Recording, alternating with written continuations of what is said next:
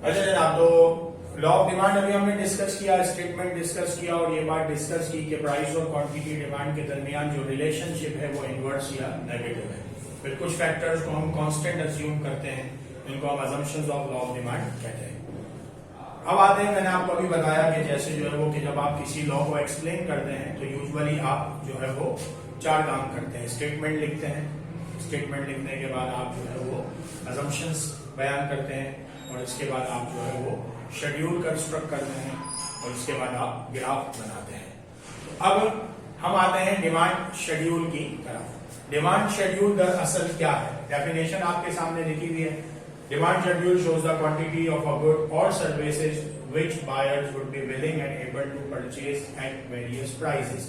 यानी आसान अल्फाज में अगर मैं कहूं तो डिमांड शेड्यूल दरअसल जो लॉ है उसमें जो दो वेरिएबल है प्राइस और क्वांटिटी डिमांड, उन दो वेरिएबल्स के दरमियान रिलेशनशिप को नंबर्स में बता रहा है, सिंपल आसान अल्फाज में। अब यहां अगर हम देखें तो क्वांटिटी ऑफ गुड और सर्विस, चाहे आप कोई गुड परचेज कर रहे हैं चाहे आप सर्विस परचेज कर रहे हैं, किसी डॉक्टर के पास जा रहे हैं उसकी फीस 300 है। फिजिकली वो आपको कुछ नहीं दे रहा, दवाइयां दे रहा है बेशक, लेकिन वो जो आपको इंस्ट्रक्शंस दे रहा है कि जनाब आपने ये काम करना है, तो वो सर्विस के पैसे चार्ज कर रहा है, तो वो भी आपकी उस प्राइस पर डिमांड है। या आप कोई गुड परचेज कर रहे हैं, उसकी कुछ क्वांटिटीज को परचेज कर रहे हैं, बीइंग अ बायर, तो जो आप विलिंग है या एबल टू परचेज हैं, तो उस डिफरेंट प्राइसेस पर आपकी परचेजेस जो है उसको डिमांड शेड्यूल एक्सप्लेन करता है। वह डिमांड शेड्यूल आपके प्राइस और क्वांटिटी डिमांड के रिलेशन को नंबर्स में शो कर देता है। सही है। एक तरफ हमने रख दिया price of sugar rupees per KG, यानी प्राइस मार्केट में क्या है शुगर की पर केजी की, और क्वांटिटी डिमांड जो है वो इन केजीज में। अब हम इनको कहते हैं फॉर एग्जांपल ये एक पर वीक है, जो केजी पर वीक कर देते हैं इसको। तो अब हम देख रहे हैं कि लॉ ऑफ डिमांड के तहत या तो आप शेड्यूल में प्राइस को बढ़ाएंगे या प्राइस को कम करेंगे। अगर आप प्राइस को बढ़ाएंगे तो क्वांटिटी डिमांड्स को कम कर देंगे और प्राइस को कम करेंगे तो क्वांटिटी डिमांड्स को बढ़ा देंगे। यहाँ पर मैंने प्राइस को बढ़ा दिया है, 60 रुपीज पर केजी थी, मार्केट में 1000 केजी की डिमांड्स थी पर वीक। जैसे जैसे प्राइस बढ़ती गई, 70 हुई, 80 हुई, 90 हुई, 100 हुई, वैसे वैसे लोगों का परचेसिंग पावर कम होता गया, उनकी रियल इनकम उनको कम होने लगी, जो पैसा उनके पास मौजूद था वो उन्हें कम होने लगा महसूस, तो उन्होंने डिमांड्स को भी क्या कर दिया, कम कर दिया। तो वह प्राइस कम हुई तो क्वांटिटी डिमांड बढ़ी, और यहाँ के शेड्यूल के मुताबिक प्राइस बढ़ी है तो क्वांटिटी डिमांड क्या हुई है, कम। गोया price of sugar and quantity demand of sugar के दरमियान नंबर्स की फॉर्म में जो हमने नेगेटिव रिलेशन बनाया उसको हम नाम देते हैं डिमांड शेड्यूल। अब ऑफ कोर्स जब आप शेड्यूल बनाते हैं तो उसको इंटरप्रेट करने के लिए आप ग्राफ बना देते हैं ताकि आपकी बात और ज्यादा वाज़ेह तौर पर और बेहतर अंदाज में जो है वो समझ में आ जाए। तो यूजुअली हम इकोनॉमिक्स में जो है वो अपने लॉस को शेड्यूल्स और शेड्यूल के बाद उसको ग्राफिकली एक्सप्लेन करने की कोशिश करते हैं। वो या ग्राफिकल एक्सप्लेनेशन जो है ना, मेरे नजदीक शायद जो है वो एक कंसाइज जो है वो व्यू है कि अगर किसी शख्स को ग्राफ की समझ है तो वो ग्राफ देख के बता सकता है कि जो वेरिएबल्स हैं उनके दरमियान क्या रिलेशनशिप हो रहा है, वो कर्व की मदद से आसानी से पहचान जाएगा। तो डिमांड कर्व क्या है? सिंपली आप दो वेरिएबल्स यानी क्वांटिटी डिमांड और प्राइस के दरमियान जो रिलेशनशिप है, जो ताल्लुक है, उसको किससे शो करेंगे? ग्राफ से। याद रखिएगा ग्राफ बनाते वक्त शेड्यूल के नंबर से ग्राफ पर पुट किए जाएंगे। किस तरह पुट किए जाएंगे ये मैं आपको स्टेप बाय स्टेप वीडियो में बनाता हूँ। सही, पहले से बना देता तो आपको शायद इतना बेहतर समझ में नहीं आता, इस वजह से इसके लिए मैंने स्पेस रखा था कि मैं आपको स्टेप बाय स्टेप जो है वो ग्राफ बनाना सिखाऊं। और जब आप इस ग्राफ को समझें तो कोशिश कीजिएगा कि अपना एक शेड्यूल बनाइएगा और फिर अपना एक ग्राफ बनाइएगा ताकि आपकी प्रैक्टिस हो जाए। ग्राफ में यूजुअली आपके पास दो एक्सिस होती है, ये वर्टिकल स्ट्रेट लाइन है, इसको हम वाई एक्सिस कहते हैं, और ये हॉरिजॉन्टल स्ट्रेट लाइन है, इसको हम एक्स एक्सिस कहते हैं। और ये जो है वो आपके पास पॉइंट ऑफ ऑरिजिन हो गया। लॉ ऑफ डिमांड में भी दो ही वेरिएबल्स हैं, तो लिहाजा हम प्राइस को वाई पर रख देंगे और क्वांटिटी डिमांड को हम रख देंगे, शॉर्ट फॉर्म में क्यूडी लिख रहा हूं, एक्स पर। अच्छा मेरे बच्चे, ग्राफ में एक बात याद रखिएगा, जब भी आप वैल्यूज को पुट करते हैं बच्चा बहुत परेशान होता है कि जनाब यहाँ तो 60 है और नीचे 100 है, तो अब मैं कहां से शुरू करूंगा? या 0 के बाद पहले 100 लिखूं, 90 लिखूं? बड़ा आसान सा रूल है, जब भी आप ग्राफ पे वैल्यू पुट करेंगे सबसे छोटा नंबर पहले आएगा जो आपके पास शेड्यूल में मौजूद होगा। तो यहाँ पर हमारे पास 60 मौजूद है, तो हमने असेंडिंग ऑर्डर पे जाना है, 60, 70, 80, 90, 100। ये हमने प्राइसेस पुट कर दी वाई एक्सिस पर, क्वांटिटी डिमांड एक्स एक्सिस पर पुट करेंगे। बाद बच्चे गलती करते पहले 1000 लिख देते हैं क्योंकि भाई शेड्यूल में पहली वैल्यू 1000 नहीं, सबसे छोटी वैल्यू देखें कौन सी है, वो है 600। तो पहले आ जाएगा 600, फिर आ जाएगा 700, 8, 9 और फिर आ जाएगा 900 के बाद 1000। अच्छा बच्चे आप इसमें ये भी कर सकते हो कि बाद बच्चों के ग्राफ बहुत अजीब बन रहे होते हैं, कर्व्स की शेप सही नहीं आ रही होती।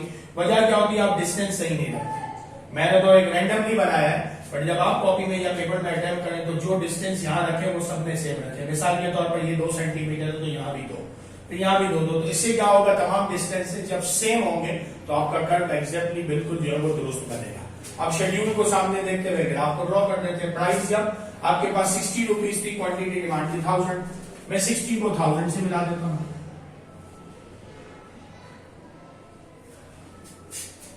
अब प्राइस बढ़कर हो रही है 70, तो क्वांटिटी डिमांड कम हो रही है और 900 पर आ रही है, कोई मसला नहीं है।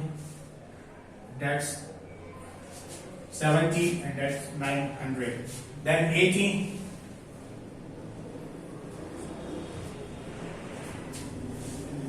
90 price है, 700 quantity, and finally price is when 100 rupees, quantity demand is 600। तमाम पॉइंट्स आपको मिल गए। इन तमाम पॉइंट्स को आप मिला देंगे, बेटर है इस पर डॉट्स लगा दें। इसका फायदा ये होगा कि आपको पता चल जाएगा कि किन पॉइंट्स को आपने मर्ज करना है। अगर आपका डिस्टेंस एग्जैक्टली सेम होगा तो कर्व आपका बिल्कुल स्ट्रेट लाइन बनेगी, एक बेहतरीन कर्व डिजाइन होगा, वरना फिर आपके कर्व में कुछ मिसिंग आएंगे, ये आप देख सकते हैं। सही है ना। तो यह मेरी जो प्रैक्टिस है, आप लोगों ने बहुत प्रैक्टिस करनी है। इसको नाम दे दिया DD, डिमांड कर्व। जब भी आप किसी कर्व को देखें वो वाई एक्सिस से आ रहा है तो याद रखिएगा कर्व जो है वो नेगेटिव स्लोप होगा। फिर भी मैं आपको न्यूमेरिकली भी बता देता हूं कि वाई एक्सिस से जब भी किसी कर्व को ड्राइव करेंगे याद रखिएगा वो नेगेटिव होगा, उसका जो स्लोप है वो नेगेटिव होगा। यहां भी आप देख सकते हैं, देखिए प्राइस क्या हुई है, बढ़ी है। प्राइस आपकी गई है 60 से 70, सही है जी। तो प्राइस बढ़ रही है, तो जब किसी चीज की प्राइस बढ़ती है, उसको मैंने अभी बताया था लॉ में, उसको पॉजिटिव ट्रीट करते हैं।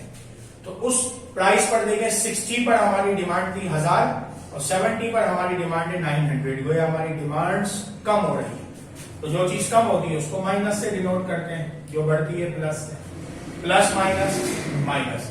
अच्छा अपोजिटली ट्रीट कर दें, प्राइस 70 से 60 गई, कम हुई, तो क्वांटिटी डिमांड 900 से 1000 गई, तो ये थी प्लस माइनस अगेन माइनस। तो रिलेशनशिप जो आपके पास बन रहा है प्राइस और क्वांटिटी डिमांड में, साफ वाजे हो रहा है वो कौन सा बन रहा है, नेगेटिव रिलेशनशिप जो है वो कायम हो रहा है। तो यहां हम लिख सकते हैं कि डिमांड जो है, प्राइस और क्वांटिटी डिमांड के दरमियान जो रिलेशनशिप है वो क्या है, नेगेटिव रिलेशनशिप है। अच्छा आप इसको इनवर्स भी कहते हैं, इनवर्स या ऑपोजिट रिलेशन बात एक ही है। ये बात लिखना हो एमसीक्यूज में पूछता है कि प्राइस और क्वांटिटी डिमांड के दरमियान कौन सा रिलेशनशिप है।